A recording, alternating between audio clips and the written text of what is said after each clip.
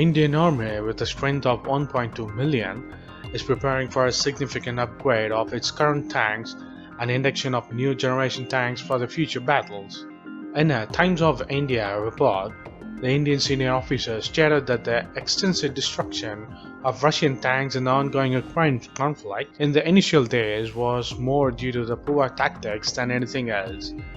What he is saying is because the Russian tanks failed to make any success and full destruction to its tank force, India is making new tanks and upgrading the old ones. They noted that Russia deployed tanks without adequate logistic support and failed to provide sufficient backup from the infantry, artillery, and electronic warfare and close air support units. The tanks remains essential for both offensive and defensive operations, offering mobility, firepower, and armored protection crucial for large-scale ground battles. The critical combined arm operations were missing. The tank remained relevant for both offensive and defensive operations. There is no other platform that provides mobility, firepower, and armored protection in large-scale ground battles.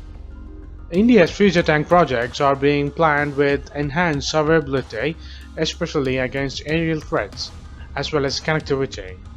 The requisite anti-drone safeguard will ensure both individual tank protection as well as area protection for force survivability. The Indian Army intends to issue a request for proposal this year for a project worth of an estimated Indian rupees 57,000 crores. The project aims to produce 1,770 future-ready combat vehicles in India to replace the old Russian origin T-72 tanks starting in 2030.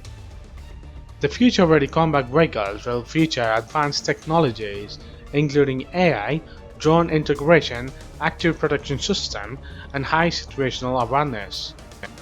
They will also have the capability for manned-unmanned teaming and seamless integration with land and air elements in a network-centric environment. Additionally, the Indian Army has so far inducted 1,200 T-90S Bhishma tanks, and this year it will introduce the first 5 of the 118 indigenous Arjun Mark 1A tanks, the Indian version of the US Abrams tanks. These tanks have undergone 14 major and 57 minor upgrades to enhance fire mobility and endurance and protection. Under Project Zorawar, once DRDO completes its internal trials of the light tank prototypes, they will be offered to the Indian Army for summer and winter trials, which will take a couple of years.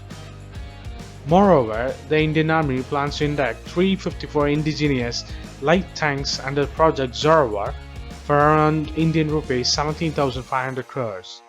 These tanks are designed for high-altitude warfare and weigh less than 25 tons, with usual firepower and protection.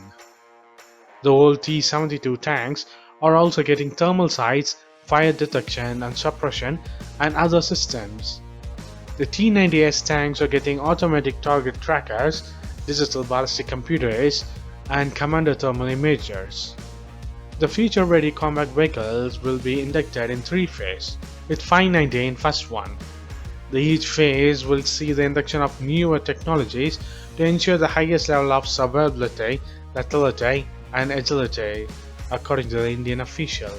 But they didn't tell when will the first phase will start. The Indian Army is also implementing various upgrade plans.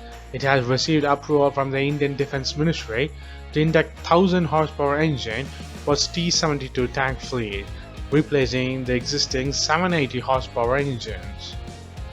So what do you think?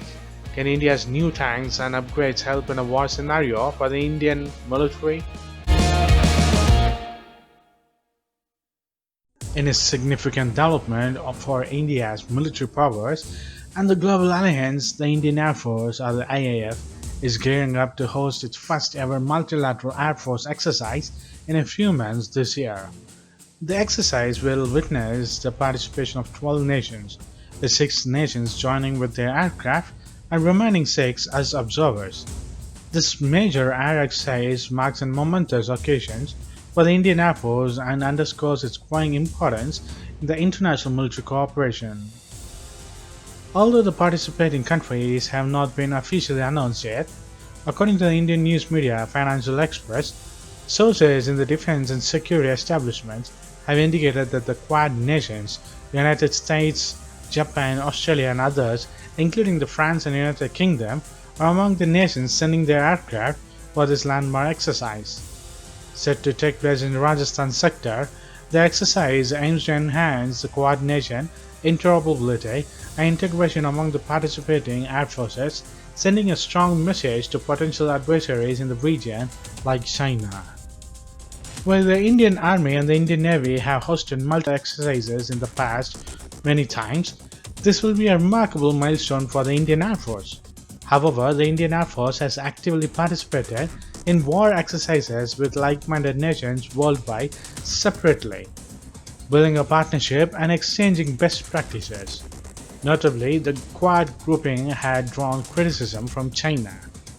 By hosting this exercise, India emphasizes its commitment to strengthening regional security and its role as a reliable partner in the global defense ecosystem. In recent times, the Indian military has focused on conducting joint exercises among its three armed services to promote jointness and integration. These efforts align with the broader strategic goal of establishing theater command, which will replace the existing functional commands. Through joint exercises like this, the India's armed forces continue to foster synergies, bolster their capabilities, and reinforce the collective defense framework. This exercise is said to be the largest multinational air exercise ever held in India. The exercise will feature a range of aircraft, including fighter jets, military transport aircraft, mid-air refuelers, airborne warning and control system aircraft. The planning stage is currently underway, with exercise expected to take place in October or November of this year.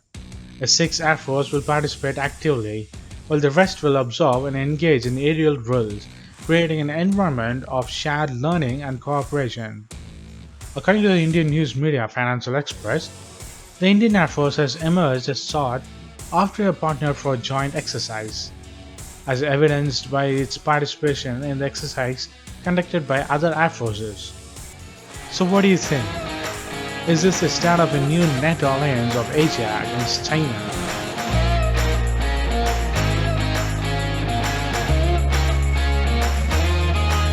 Post your comments below, and if you like this video, please give a thumbs up and subscribe to our channel. And thanks for watching. This is WC Daily. Think big, think different. Bye.